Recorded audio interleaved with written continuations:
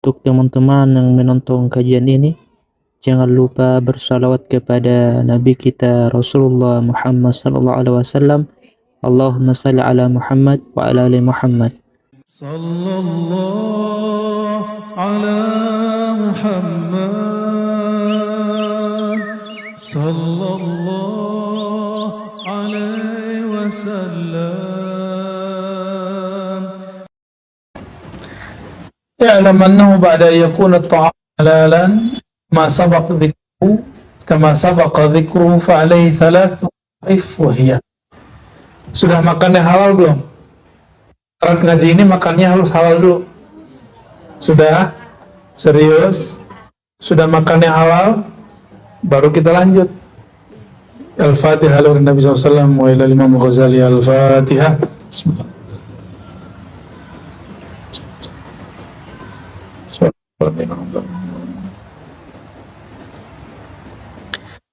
Kata beliau, ketahuilah wahai murid, setelah jelas makananmu halal, gitu ya, fa'alaihi thalath wazaif, maka dia wajib melakukan 3 hal, 3 tugas. Ini udah halal nih, nggak kemudian dihajar terus, makan banyak-banyak terus ya, apalagi sekarang zamannya kuliner online, apalagi kuliner offline. Yang pertama, takdiru qadr ta'afil qillati wal kathrah, memanage, mengukur, menakar ya.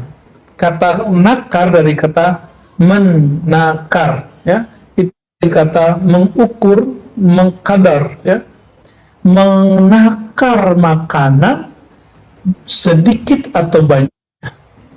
Nggak boleh makan aja. Kenapa sekarang di Indonesia penyakit paling banyak penyakit gula? Karena semua orang Indonesia makan nasi. Atau tidak hanya Indonesia, negara-negara maju pun mereka mau kena karbo ya, makan karbo, tepung-tepung, apa namanya, roti-roti, ya, udah makan nasi, minumnya es teh manis 1 paket. Ya salam, selamat datang penyakit gula. Nanti yang disalahin Allah sama guru. Semenjak ngaji sama Rozi, aneh banyak penyakit. Dia yang udah tabungan dari sekian tahun, kita yang disalahin. Itu tobatnya 2 kali lipat itu. Ya, dia sudah syirik khafi karena menyalahkan makhluk lain dirinya. Ya, banyak begitu ngomong ke saya. Nggak aneh zikir sama ente kok penyakit aneh keluar semua. Itu penyakitan dulu deh. Berarti kena penyakit baru, penyakit lupa. Nauzubillah amin. Ya nggak usah amalin zikir aneh, kita kan zikir gitu aja. Kalau benar ini penyakitmu dari zikir saya, tolong hentikan malam ini dan saya cabut ijazahnya. Dan nggak hilang sakitnya. Memang masa lalu dia bermasalah. Ya, masa lalu yang bermasalah, kita yang disalahin. Hati-hati, ya. Tobatnya wajib. Kenapa? Karena iblis itu ketika salah nggak pernah merasa salah. Dia selalu nyalain orang lain. Jangan sampai sifat iblis kita ambil. Kan kita bukan iblis, toh. Jangan sampai ngomong ini. Semenjak aneh ngaji sama Buya Aldom ini, bisnis aneh astagfirullah. Apa urusannya? Zikirnya Buya Aldom nggak ganggu zikir kerja sama sekali. Kapan ngajar Buya Aldom? Selasa nggak juga tiap Selasa. Yang rutin setiap Jumat malam Sabtu. Orang kerja jam segitu. Kecuali nanti security. Emang ada sip-sipannya, atau polisi yang kerja lalu lintas emang sip-sipannya segitu, atau anggota dia emang kerjanya di jam-jam itu ada, kita maklum. Atau dagang. Maka kita kan kalau orang yang dagang, perdagangannya yang kemudian bisnisnya itu, niaganya mengganggu waktu ngaji, atau kebalikan, mengerjaan, kita kasih rukhsah kok, dia nggak mesti datang tiap saat, kita izinkan. Gak ada masalah, kan sudah ada YouTube. Tapi antum sudah merasakan kedahsyatan berjumpa itu beda dengan YouTube. Kalau orang jumpa nggak tahu-tahu udah 4 jam, udah 6 jam. Kalau dengerin YouTube, lama bener ini. Iya, jadi pengantar tidur, nggak pakai adab. Jadi orang kalau dengerin YouTube itu bisa sembari buka aurat, tiduran, ya, sembari ngorok. Ya, alhamdulillah menjadi teman tidur. Suaranya Buya Aldomi kok cocok bener pengantar tidur tuh. Sejatinya kata Buya Aldomi langsung tidur. Oke, jadi mulai menakar makan, ya. Penyakit kita itu semua yang kita masukin, yang semua yang kita hirup, semua yang kita masukin, yang kita hirup, yang kita makan, yang kita konsumsi. Penyakit batin semua yang kita pikirkan, semua yang kita angan-angankan, semua yang kita cintai dan benci, itu penyebab penyakit batin. Ya, hati-hati. Dan itu obatnya cuma ta'allum, belajar, ngaji. Bukan ngaji ikro, bukan, itu udah pasti. Ngaji hati, membaca ikro yang ada di hati, bukan ikro yang dicetak itu, bukan. Wa taqdir waqtihi fil ibta' wa sur'ah, ya, menakar waktunya lambat atau cepat dalam makan. Jadi makan ini lambat ini bisa jadi jarak waktu makannya, bisa jadi saat makannya. Makan tuh jangan kayak orang kesetanan, kayak orang mau diambil makanannya, mau ini ada kesalahan orang memahami. Salasan bukan 33. Nabi itu kalau makan mengunyah 3 kali, bukan 30. Salasan 3 kali gitu maksud. 3 kali itu baru minimal segitu 6 kalau pakai riwayat hadis. Tapi kalau orang ngerti bahasa Arab, kunyahlah sampai dia halus baru di kalau enggak itu nyakitin ya saluran pencernaan, apalagi lambung. Wajar kemudian lambungnya rusak, ya, wajar lambungnya rusak. Lagi kenyang dihajar minum, itu lambung dia hangat.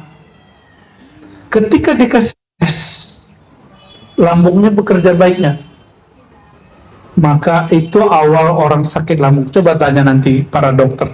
Ini ada dokter nih, ada bu dokter nih, ya.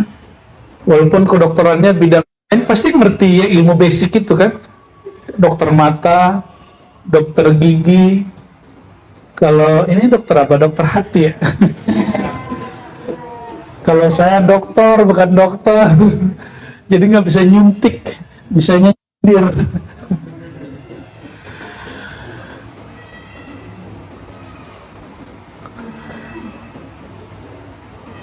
Jadi teknik makan aja itu ngaruh. Coba makannya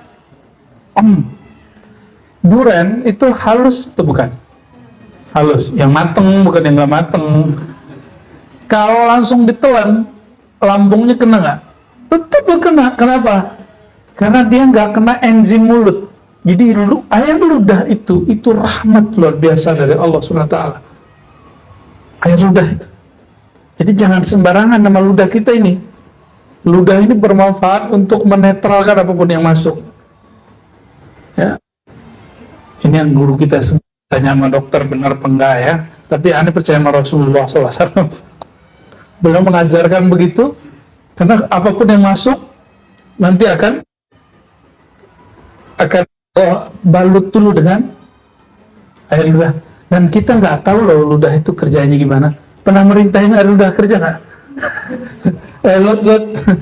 Lo kerja dong gitu. Nggak pernah kan? Dia bekerja, ini yang disebut alam sadar. Maka diri kita dari ujung rambut sampai ujung kaki itu banyak bergerak bawah sadar. Itu sebabnya orang mudah hipnosis. Cara bikin sadar di zikrullah. Maka orang zikrullah sulit untuk dihipnosis. Ya. Tapi hipnosis itu bagus. Hipnosis keilmuan. Inna fil bayan sihr. Dalam bayan itu ada hipnosis. Ada cara untuk mempengaruhi orang. Dan sebaik-baik orang yang tersihir ayakun al-bayan al-Muhammad. Bayannya bayan ilmu Nabi Muhammad sallallahu alaihi wasallam. Dan yang ketiga, ainul jins al-ma'kul. Memperhatikan, menentukan jenis yang dimakan. Afdolnya nih ya, kalau makan daging putih ikan, nggak makan ayam, jangan digabung. Kalau makan ayam, jangan makan kambing. Makan kambing, jangan makan udang. Ini afdol, ini ilmu di surau. Kita belajar di surau begini. Jadi kalau nabati aja, dan satu jenis, dua jenis paling sayuran. Bagusnya sayuran itu sebelum, makanya salad bagusnya sebelum makan. Ya, ini bukan food ini food soup aslinya. Cuma kita nggak bisa yang ngasih tahu selalu kepada masak. Ya, kita udah masak yang lain soalnya. Ya, aslinya begitu kalau orang suluk. Maka orang-orang yang masak suluk itu mesti di training sebenarnya, Bu ya. Trainingnya combining. Nggak boleh banyak minyak. Itu bisa ngefek kinerja badannya, bisa ngefek dan orang ngantuk kan jadinya. Jadi kalau kita langsung blok berarti membebani. Nah, dalam ilmu biologi makan itu pembakaran. Makanya orang panas ketika selesai sedang makan. Itu sebabnya makruh untuk langsung minum. Jarak dulu 5-10 menit. Ya, nanti kan mau makan praktek nih. Jarakin dulu 5 menit lah kalau nggak sanggup 10 menit. Ya, kalau saya kadang ke beberapa belas sampai 2 jam kadang nggak minum. Nah, ini yang dipraktekkan oleh beberapa habaib yang mursyid ya, yang mengenal ini, mereka nggak langsung makan. Sama habis zikir, ruh kita sedang makan, kolbu kita sedang sarapan. Maka Imam Muhammad bin Muhammad Al-Qani An-Naqsyabandi ya, mengatakan dalam Sa'adah Al-Abadiyah, tidak dianjurkan murid langsung minum setelah tawajuh zikir khataman dan baca Quran. Tunggu sejenak, agak tunggu dulu al-madad, ya Allah, diam sejenak kita agak tenang. Makanya ada jalur pintasnya sholawat kepada Rasulullah SAW. Di sholawat langsung adem, sholawat baru keluarin makanan minuman gitu ya. Nanti kalau diribat ya, jangan keluarin makanan lagi orang ngaji. Al-mashghul la yushghal. Orang yang sedang sibuk nggak bisa disibukkan, lagi sibuk makan batinnya hilang. Maka kita menegur ini banyak pengurus masjid yang bagi makanan saat pengajian. Nggak ada kan dari tadi kan? Itu padahal airnya di depan, lupa minum. Nah itu hebatnya karena rohaninya sedang makan. Ilmu ini anehnya, ini ilmu yang ada di kitab Ihya Ulumuddin, bagian cara menghidupkan ilmu agama. Tapi kenapa hari ini para pesuluk, para mursyid, para khalifah, para pengamal thariqah jauh dari manajemen food combining ini? Kok yang namanya malah kelompok vegetarian, malah melakukannya orang-orang yang nggak mengerti agama. Ini satu yang kita sayangkan. Dan nanti ya kita bertahap, kita latih ini. Nanti kita buat suluk pendek ya, mungkin mulai ada suluk 3 hari, 7 hari, 10 hari, kita mulai menata makanannya ya. Insya Allah. Dan semua itu dilakukan dengan tadrij ya. Apa kata beliau, al-wazifatul ula. Cara yang pertama Apa yang pertama? Tadi yang pertama apa? Menakar,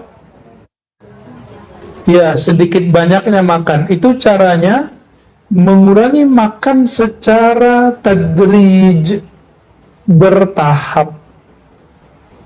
Nggak boleh langsung.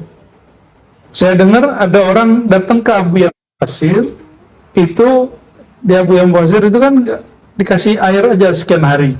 Nah, dianjurkan dia sebelum datang ke sana, dia mulai mengurangi makan. Kurangi di hari yang puncak, dia datang ke, ya minimal puasa dulu, ke seminggu atau 7 hari, atau dia mulai ngurang-ngurangi, biar perutnya nggak kaget. Ya,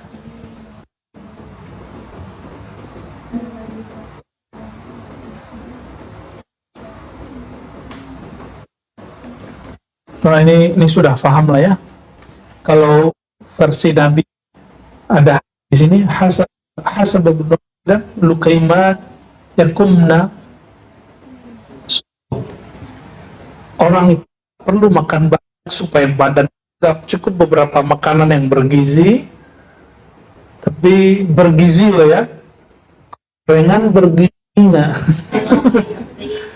Nah, bergizi bergaji ya, enak itu sesekali aja. Kayak katanya hari ini Bu Aldami bawa hadiah buat saya, apa gazebo katanya. Gazebo itu kita gazebo makanan muat tuh di perut. Itu ya sesekali lah, sekali sebulan lah ya, itu kan nggak bisa diproses di perut. Imam Ghazali pesan di kitab Ihya, kalau makan daging jangan sampai kunyahnya halus. Ya di kitab. Bayangin Imam Ghazali sampai sayang sama kita ngurusin bagian gituan. Karena kebanyakan penyakit muncul, asam lambung segala macam, orang makan belum halus ditelan. Ya, sama minum nih, ini minum dingin, belum langsung, itu penyakit. Minum sedikit lalu agak digoyang-goyang dikit lama lidah supaya dia nyatu dengan enzim air ludah kita. Ya, walaupun bau jigong.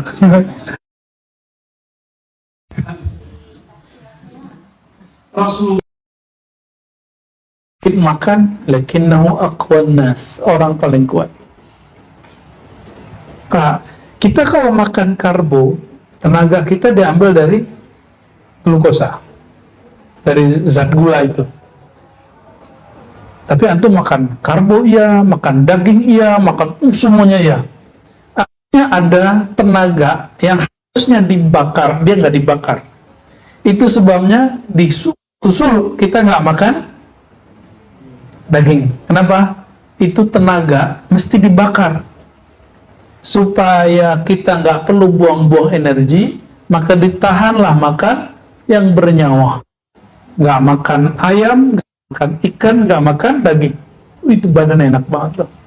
Ya, saya merasakan badan saya paling ringan seumur-umur waktu khawat suluk.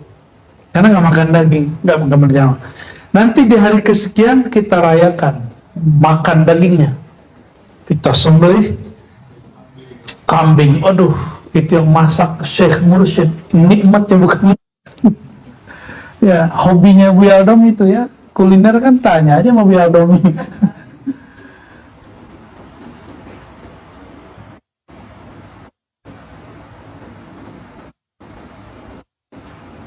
Itu adrich ya, itu pelan-pelan, mulai-mulai sedikit.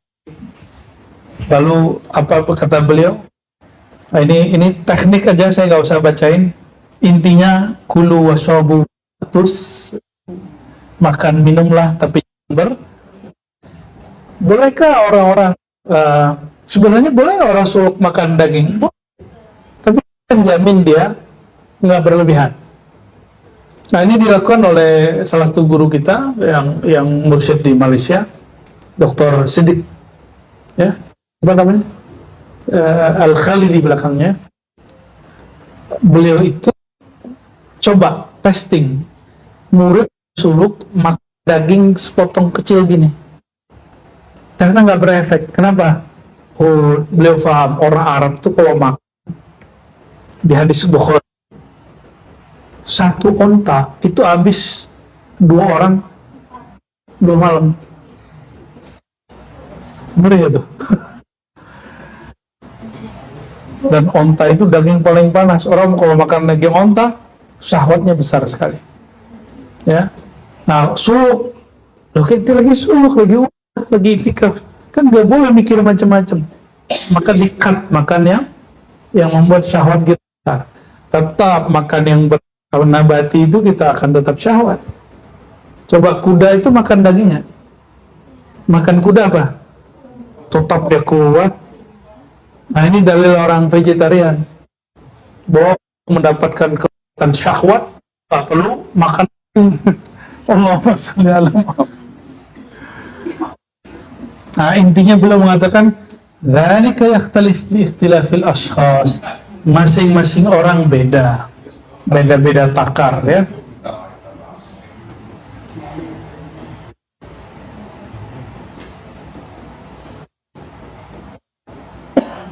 Kata Imam Sahal At-Tusturi, ya, "Law kanatid dunya daman ghabitan lakana qutul mu'min minha halalan. Lianna aklal mu'min biqadri dharura wa qadri al-qawam." Saatnya dunia itu darah, ya, tentulah makanan mukmin tetap yang halal darinya, maksudnya hewan bernyawa, ya. Lianna aklal mu'min, karena mukmin itu kalau makan biqadri dharura, seperlu, bukan semaunya. Nah, ini yang penting. Makan itu bukan bisa begitu. Kita cek berat badannya nanti. Banyak gitu ya. Enak Buya. Buya, tapi jangan larang-larang kita makan lah.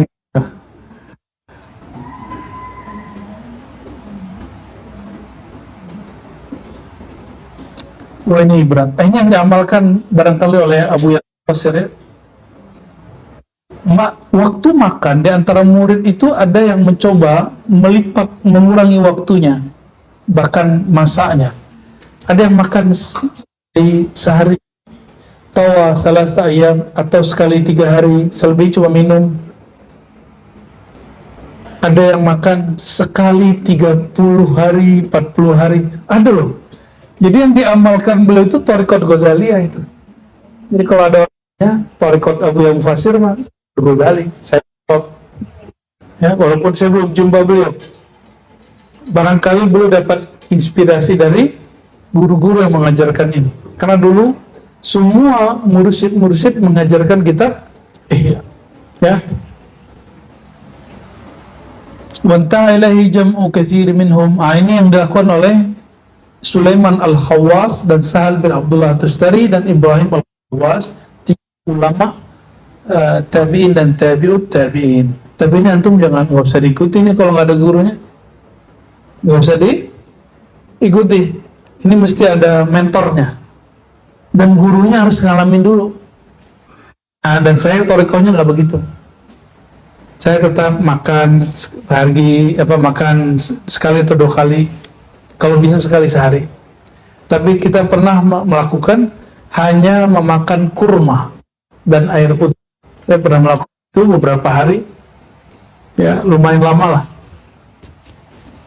Sehingga Allah cabut rasa kecanduan nasi. Ternyata nahnu ya ikhwah. Apa itu ya? Kecanduan itu apa Bu Yuna? Majnununa gitu ya, addicted by rice. Kita ini kayak udah kecanduan. Kalau nggak nasi nggak makan. Kalimat itu coba dihapus. Apapun yang Allah kasih rezeki, itulah makanku, sarapanku. Yang nggak mesti roti, nggak mesti nasi, ya. Udah nasi, lontongnya kan beras juga tuh. Ya, habis itu ada tepung bakwan, ya salah.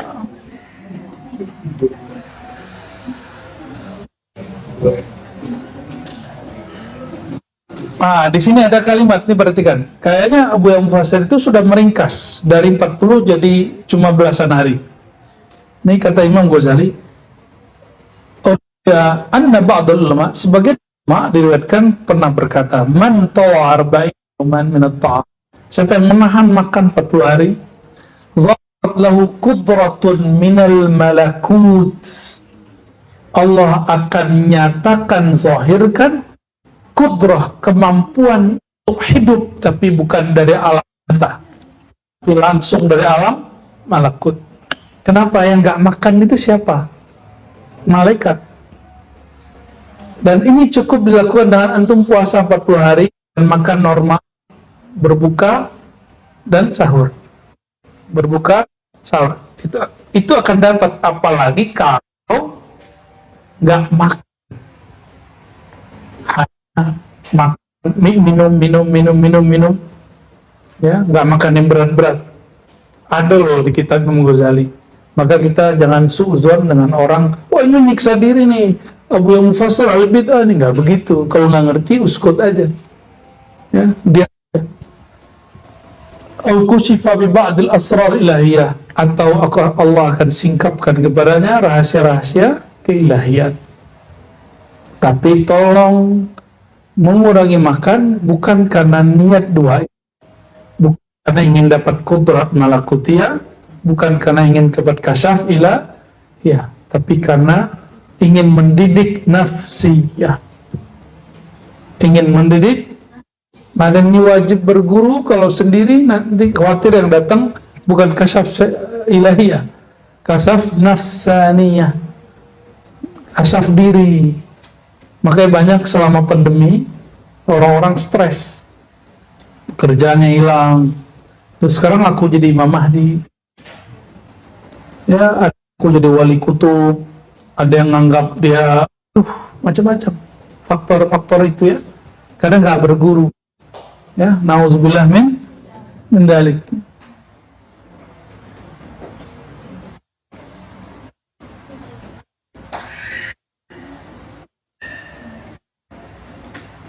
Nah, diberikan cerita, ya, tentang pertarungan antara seorang rahib dan seorang muslim sufi. Tentang, jadi mereka makan 40 hari atau 50 hari. Nggak makan 40 hari atau 50. Jadi si rahib bilang, Nabi Isa, rahib ini kan orang ya, rahibnya pendetanya Kristen. Ya, tuh mereka menahan dari 40 hari seperti Nabi Isa. Lalu Sufi mengatakan, kalau aku sanggup 50 hari gimana? Apakah engkau meninggalkan ajaran agamamu lalu ikut ajaranku? Dan mereka berhasil, itu orang masuk Islam. Ya, jadi umat Nabi Muhammad SAW mampu melewati kemampuan Nabi Isa, gitu kata dia. Enggak begitu. Tapi mampu melewati kemampuan si rahib. Barangkali itu ikhwah yang berkahan Allah. Maka intinya cuma satu, iyyaka wal israf, jangan berlebih-lebihan. Dan saya lagi ngurang-ngurangi, bukan begitu. Terus hidup nggak dimakan semua, nggak, itu namanya mubazir. Kalau sudah ngambil, habisin. Itu orang nunggu 3 bulan. Nasi 1 butir itu 3 bulan. Ya, sayur 2 bulan. Ya, kecuali apa tuh? Yang sebulan tuh ada tuh ceplok itu, buah-buah kecil gitu, ya. Bulan tumbuh. Kalau itu sebulan nunggu.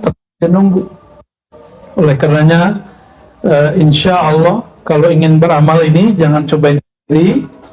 Mesti ada mentor, apakah dokter ataupun guru. Ya, semoga Allah berkahi kita, berkahi Imam Ghazali, pecinta Imam Ghazali, umat Nabi Muhammad SAW. Al-Fatihah. Amin.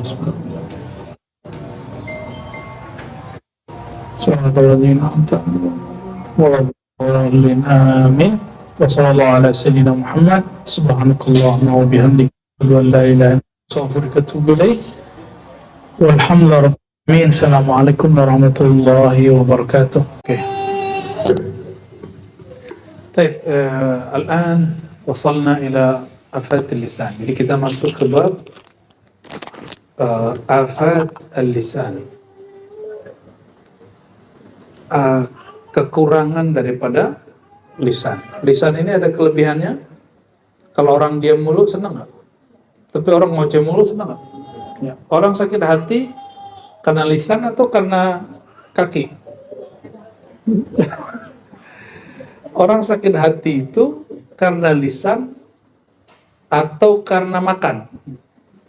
Lisan. Lisan memang luar biasa. Ya. Semua tubuh kita ada tulangnya, ada sendinya, kecuali lisan. Benar ya? Saya pernah coba makan daun sirih. Itu ngomong itu agak sulit. Jadi kalau makan daun sirih, saya harus minumnya agak banyak. Tapi langsung radangnya sembuh. Tapi apa yang terjadi? Kita kalau membaca huruf tertentu, itu nggak bisa. Kayak orang stroke mendadak. Stroke ringan gitu. Itu. Jadi kadang-kadang mengobat dengan herbal ini kalau nggak pakai tekniknya juga bahaya juga. Ya. Sayyidina Abu Bakar As-Siddiq, dalam riwayat Imam Malik disebutkan bahwa beliau itu untuk menjaga lisannya dia taruh kerikil kecil di mulutnya sehingga dia nggak ngomong. Mungkin karena dulu belum ada permen kali ya. Kalau sekarang pakai permen gimana? Tapi ngeliat orang ngunyah-ngunyah permen ngomong kan nggak enak juga deh. Ya, berarti nggak benar juga kalau pakai permen untuk nggak ngomong. Apa kata beliau? Ya'lam atau ulima ana khatral lisan azim. Bahaya lisan itu besar. Yang membuat dulu Ahok diserang sedemikian rupa itu lisannya bukan.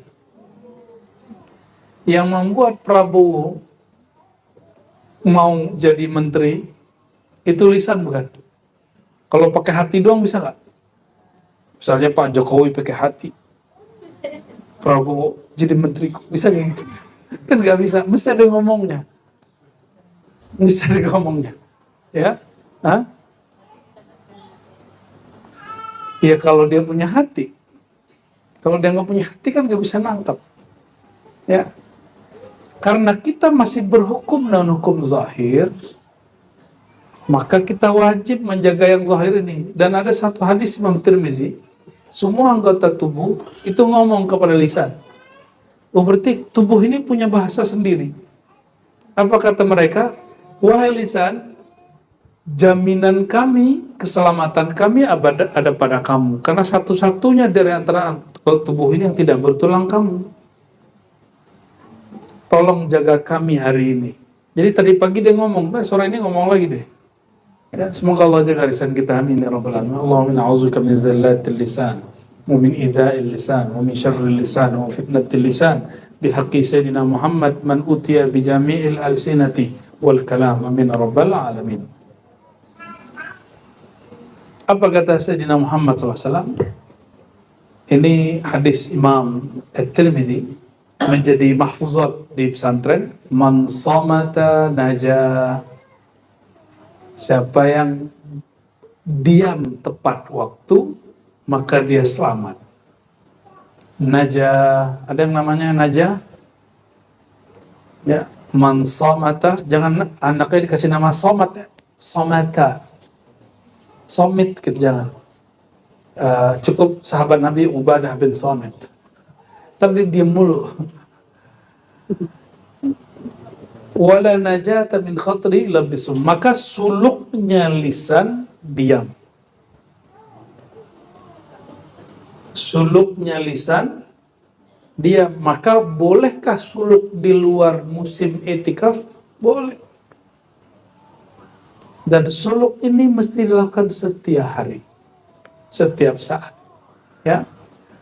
Wa kadzalika madha Rasulullah SAW as-sumta. Nabi SAW memuji sifat karakter diam. Ya. As-sumtu hikamun wa qalilun fa'iluhu. Walaupun semua orang tahu diam itu adalah mutiara, tapi sedikit yang melakukan. Benar kan? Ya. Sekarang yang ngomong tidak hanya lisan, jari pun berbicara. Ternyata yang di surat Yasin itu dimahulukan. Ya, di surat Yasin kan semuanya bicara, jari-jari bicara, anggota tubuh bicara. Hari ini bisa bicara dia melalui satu status. Dan orang banyak bertengkar cuma karena masalah status. Ya. Manusia itu karena makhluk sosial, jadi dia kalau dengerin orang ngomong, itu sama kayak dia nyari resto. Resto itu cari yang enak, yang berkualitas, betul nggak? Gratis lagi. Maka dicarilah channel-channel yang kalamnya berisi, kalimatnya bergizi. Kan sekarang begitu isi podcastnya. Weh bro, semuanya bergizi, kan gitu. Padahal itu berdaging gitu. Oh ternyata istilah itu udah mulai muncul. Nah orang-orang kita sudah mulai ada kenaikan nih. Dulu sukanya lawak-lawak doang. Sekarang orang udah mulai seneng sama podcast, bener gak? Ada Helmi Yahya, siapa? Deddy Corbuzier.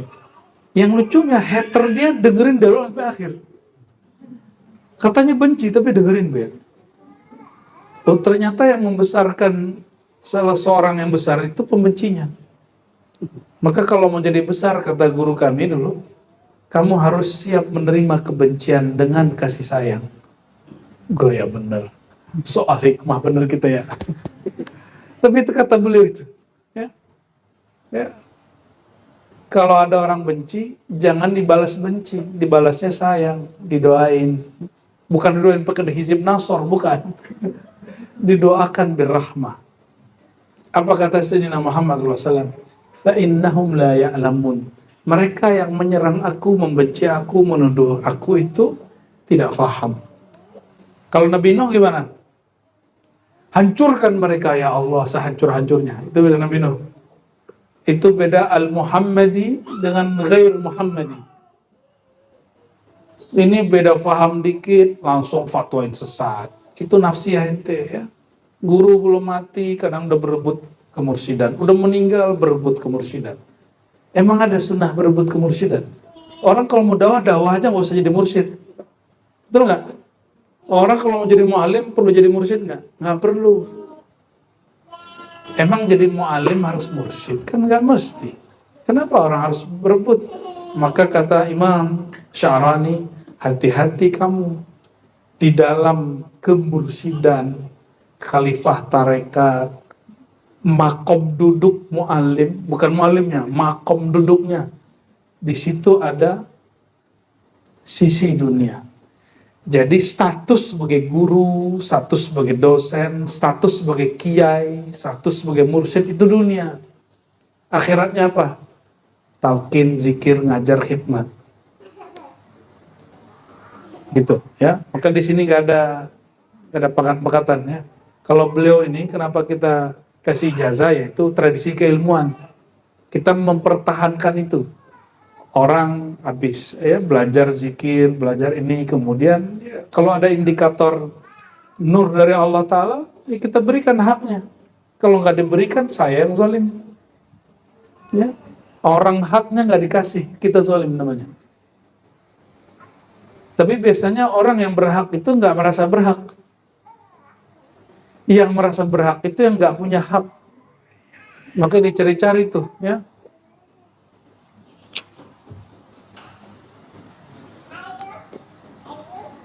Lalu ada kalam Sayyidina Mu'az, ada kalam Sayyidina Abu Bakar Siddiq, Ibnu Mas'ud, ya. Intinya bahwa lisan itu sangat berbahaya dan Nabi menyebutnya.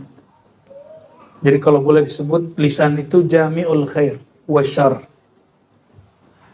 Jami'ul khair wa syarr. Lisan itu kesimpulan dari semua keburukan dan kebaikan. Jadi idza aradta an ta'rifan nas fanzur ila lisanihi wasma' ila kalamihi.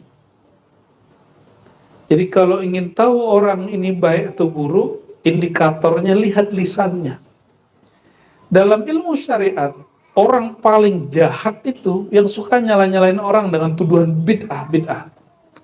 Salah. Itu orang qabihul lisan. Ya, berarti hatinya jorok, hatinya kotor. Ya. Dalam ilmu thariqah, orang yang paling qabihul lisan itu merasa paling berhak jadi mursyid. Selain thariqah dia nggak benar. Ya, berarti dia bawa kesombongan dalam berthariqah. Dalam ilmu hakikat, yang paling bahaya itu apa? Syatahat. Syatahat itu kalau bahasa beberapa guru kita, lebay atau lacur lisan. Lacur lisannya melewati haknya. Sehingga Al-Hallaj mengatakan anallah. Syekh Siti Jenar mengatakan aku Allah. Datu Abulung juga di Kalimantan ngomong aku Allah. Secara hakikat, orang belajar hakikat tuh gak ada masalah. Emang semuanya batil, yang ada hanya Allah. Hadis Sahih Bukhari Muslim.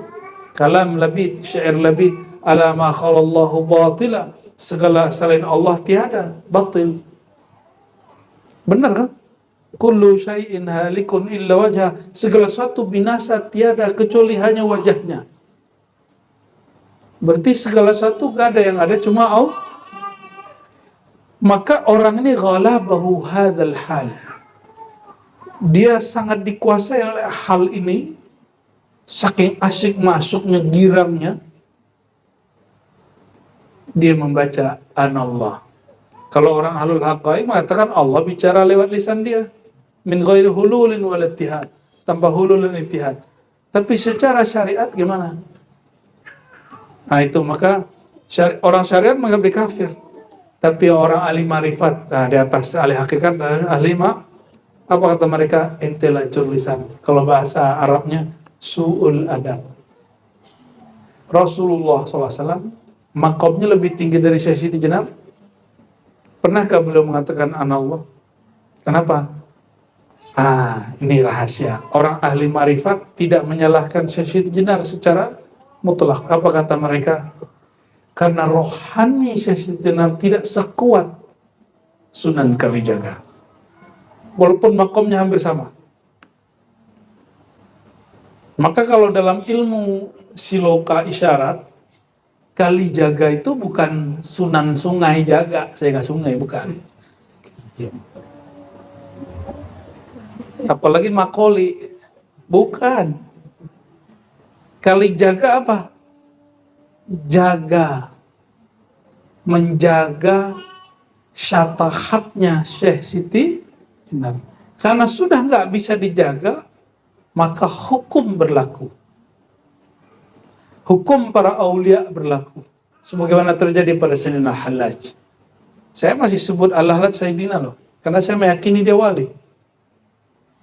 Cuma dia syatahat.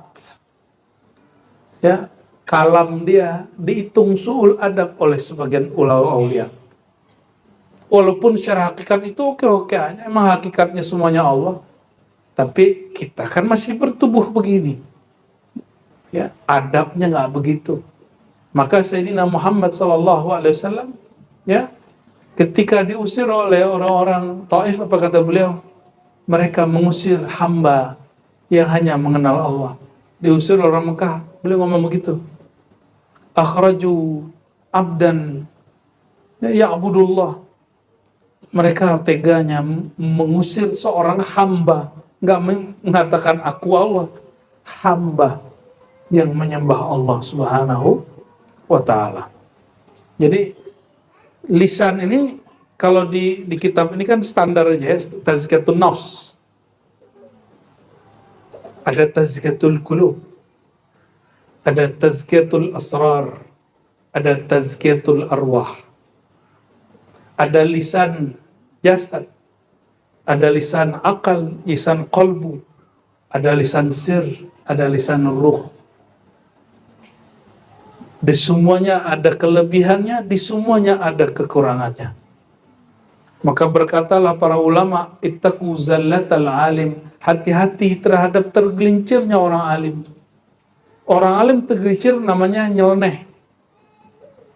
Jadi ternyata syatahat pada wali, nyeleneh para alim. Betul nggak? Betul ya?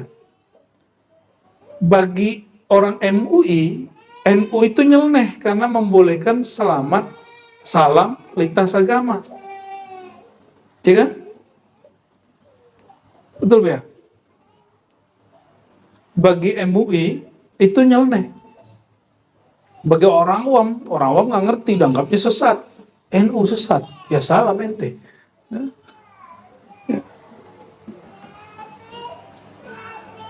Beda fatwa bukan berarti beda iman. Orang beda iman malah lain ya.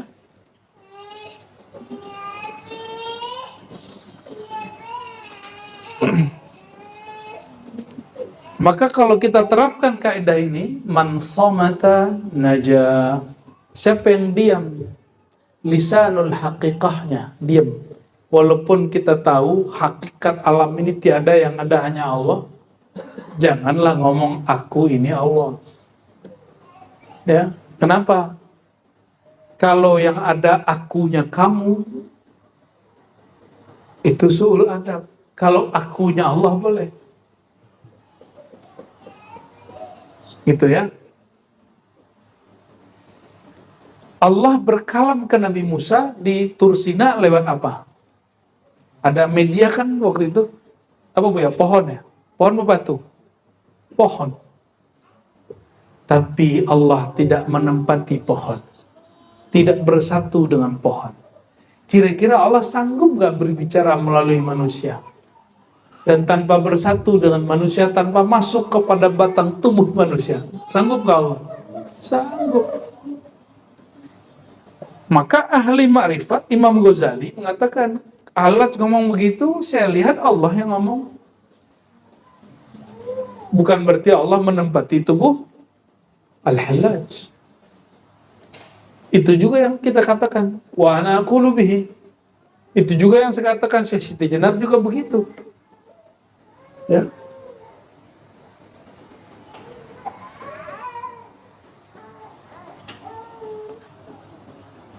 Jadi kita nggak usah masuk ke bagian dalamnya. Intinya di sini ada kalam fi ma la ya'ni, kalam yang nggak manfaat. Salah satunya kalam apa? Kalam yang tidak pada tempatnya. Ya. Tapi kalau kalam-kalam ma'rifat yang sudah sesuai dengan kaidah itu bermanfaat.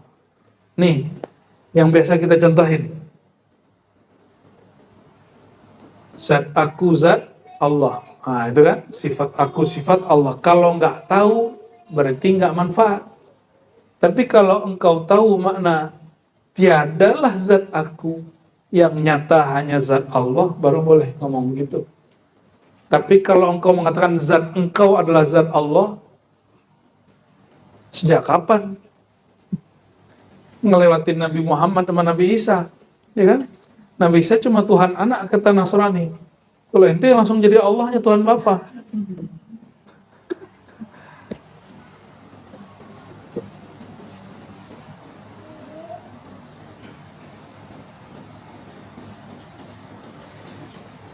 Jadi kafirkah seperti Al-Hallaj? Tidak. Ada Imam Surawardi Al-Maktul. Surawardi Al-Maktul itu yang disebut bapak pluralis ya. Jadi bagi dia, yang ada pada Aristoteles, yang kepada Brahmana, Lause, Konghucu, semuanya tuh dari Nurullah. Langsung di fatwa sesat ya. Umur 33, Maktul. Padahal lagi dicinta bab cinta, bahwa alam ini bersumber dari satu ayah rohani bernama Ahmad Muhammad Abu Ruh Abul Alamin. Nabi Muhammad tuh gelarnya Abul Alamin, Bapak alam semesta. Maka semua alam ini abna'u. Maka candanya Guru Udin, kuluna habib. Semua kita Habib ya. Cuma nggak bernasab, kecuali nasab Al-Muhammadi. Kalau antum kan dua nasabnya, Al-Idrus Al-Muhammadi. Kalau Bu Aldomi enggak ya, Al-Muhammadi aja nggak dapat Al-Idrusnya.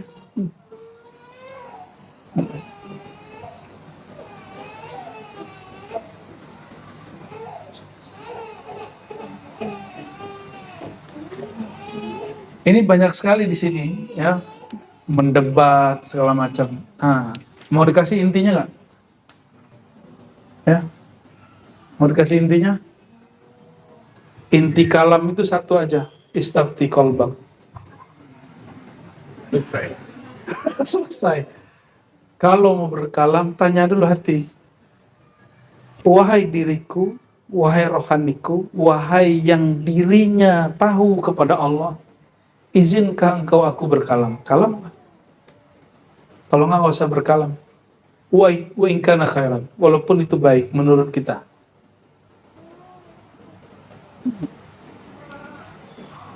Saya sering mengulang-ulang, Al-Imam Najmuddin Kubra sudah membuat sebuah struktur kerohanian dulu dalam Thariqah Najmuddin Kubra yang ada sekarang nyatu dalam Thariqah Naqsyabandiyah, Khalidiyah, Muzhariyah, Mujaddidiyah. Apa kata beliau dalam kitab Fawaihul Jamal? Ada yang disebut Syekhul Ghaib, Syekh gaib, Syekh yang tidak tampak, mursyid yang tidak tampak. Itu istilah beliau. Kalau istilah saya, Syekhul Qalb atau Mufti Qalbi, Mufti Batin,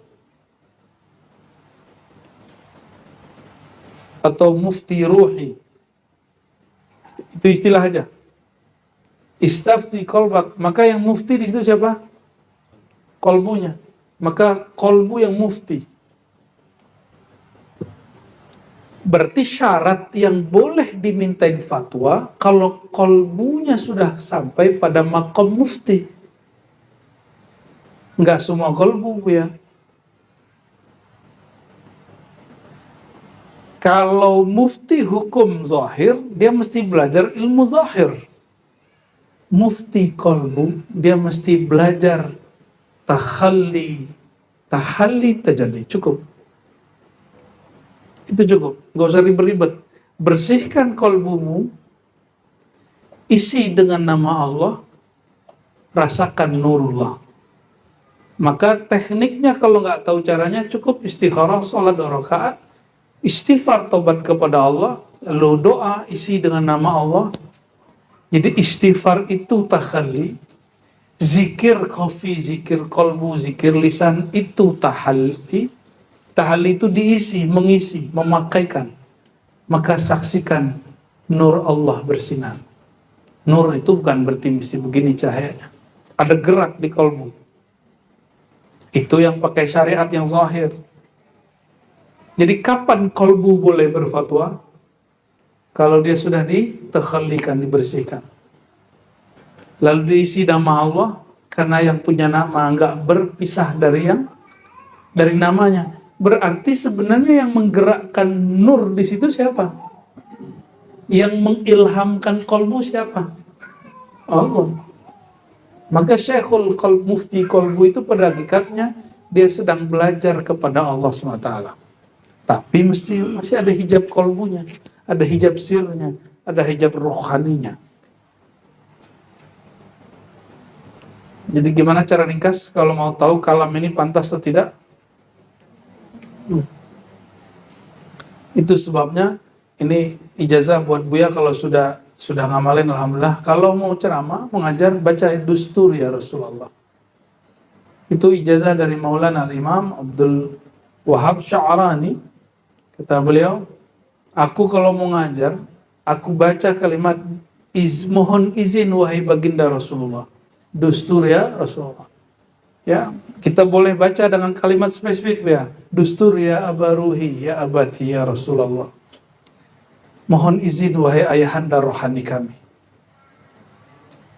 Kalamlah, insya Allah diizinkan beliau.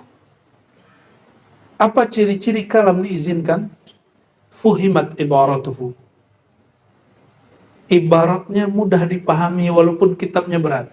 Coba kitab Insan Kamil yang kita buka, kitabnya kayaknya ribet ya, tapi bisa dipahami tuh. Ya berat-berat dikit maklum lah. Kata orang ngaji tasawuf ribet, Khatmul Aulia pas dikaji enak tuh. Hawarful Ma'arif kita buka, lezat nggak? Gurih nggak? Berdaging nggak tuh? Berdaging. Berdaging doang nggak cukup, dia mesti pakai bumbu. Ya. Sanggup makan daging tanpa bumbu? Minimal dibakar lah, barbecue.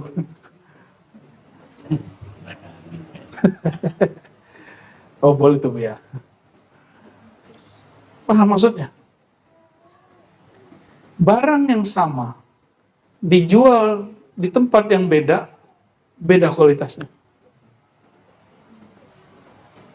Itulah kenapa sama-sama Hizib Bahar dibaca tempat berbeda, beda rasanya. Sama-sama ngaji kitab Sahih Bukhari, sama-sama ngaji kitab Ihya, beda. Apa ahli masak itu apa namanya? Chefnya. Namanya chef pas sheikh ya. Beda chefnya, beda sheikhnya, beda hasilnya. Ya. Jadi yang orang cari itu cuma bahan atau olahan. Nah, itu yang mahal. Thariqah itu olahan daripada syariat. Itu yang kita cari-cari. Kenapa kita cari orangnya sampai kemana, kita kunjungi orangnya, kita minta doanya, kita dengar kalamnya. Dan hakikatnya itu menuju Sayyidina Muhammad sallallahu alaihi wasallam yang disebut utitu bijawami'il kalim. Semua ilmu, semua kalam, semuanya ada padaku. Ini Nabi lagi songong apa lagi syukur?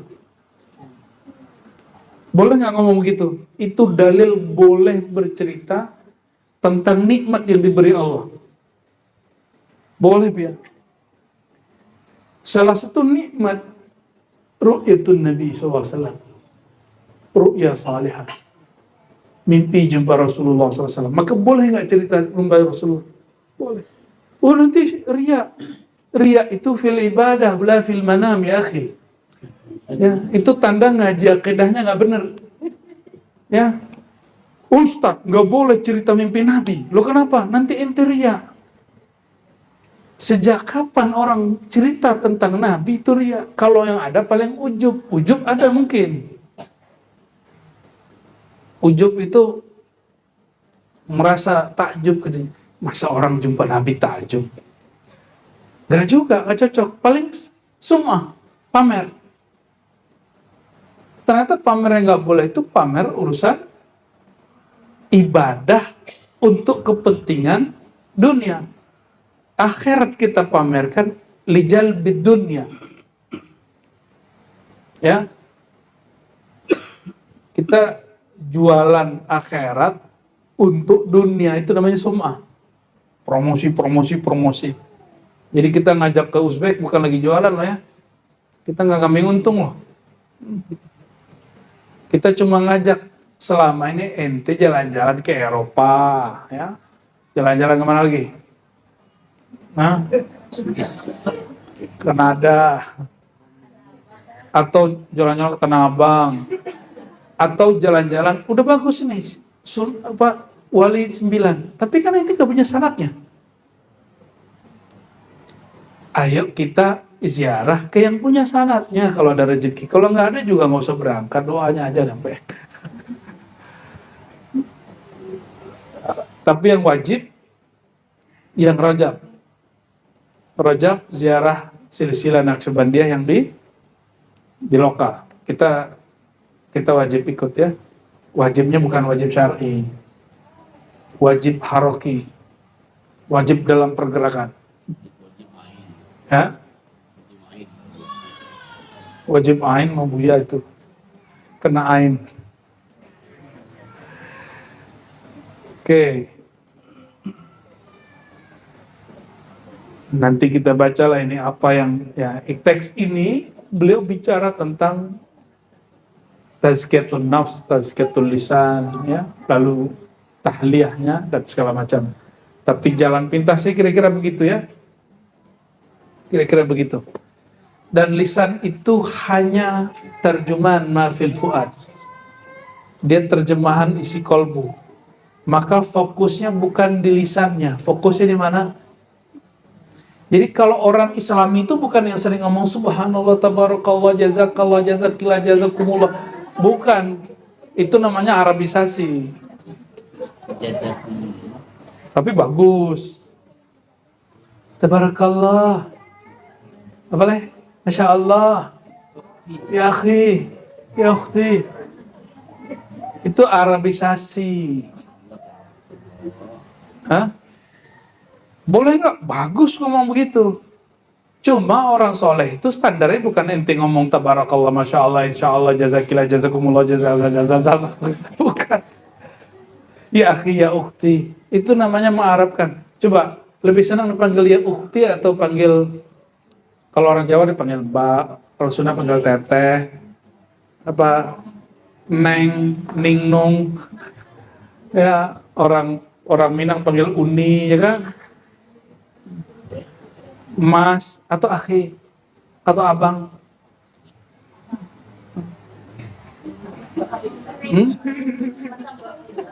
Mbak Fillah gitu. Neng Fillah gitu ya. Mas Bila. Tapi kalau antum mau bahasa Araban, ayo kita Sahih Bukhari bahasa Araban 1,5 jam. Gaya bener ya. Nggak, ini syukur nikmat. Ya. Orang ngomong hakikat harus cukup ilmunya. Ilmu apa lagi? Ilmu Allah meluas. Ya, ilmu nahwu sharaf kan cukup loh, ya kan? Kan nggak mesti jadi Ibnu Malik, ya kan? Nggak mesti jadi Sibawai. Iya. Jangan matahin orang tuh sampai ke ujung dengan kalam-kalam sampah seperti itu. Itu salah satu afatul alim. Dihalangi muridnya belajar ilmu yang lebih tinggi dengan cara-cara kalam begitu. Ya, udah benerin syariat dulu. Lah bener syariat bil haqiqah. Karena Nabi yang pertama diajarkannya ma'rifat hakikat, itu yang diajarin Nabi pertama. Bukan sholat 5 waktu. Nabi ajarkan dulu kenal kepada Allah, baru diajarkan cara menyembah Allah. Bukan menyembah dulu, nggak tahu yang disembah. Ya. Oleh karena itu, belajar ma'rifatullah itu bukan afatul lisan, itu bagian daripada khairul lisan. Maka saya tutup dengan sebuah hadis ya. Alama ya kullu ma fid dunya mal'un. Semua yang di dunia terlaknat, buruk, celaka. Ya, kecuali al-amru bil ma'ruf wa nahyi 'anil munkar wa zikrullah wa ma wala. Zikir itu ma'rifat. Orang berzikir itu mengingat yang dia kenal, bukan mengingat yang dia nggak kenal. Kenal sama Allah nggak? Baru sah zikirnya. Maka sihatul dzikri bima'rifatul ma'dzkuri. Kenal dulu yang diingat, baru sah secara hakikat zikirnya. Kenal dulu yang disembah, baru diterima sesembahan yang bernama sholat itu. Ya. Jadi kenceng gitu, Bu ya. Ini hafal tulisan nggak, Bu ya?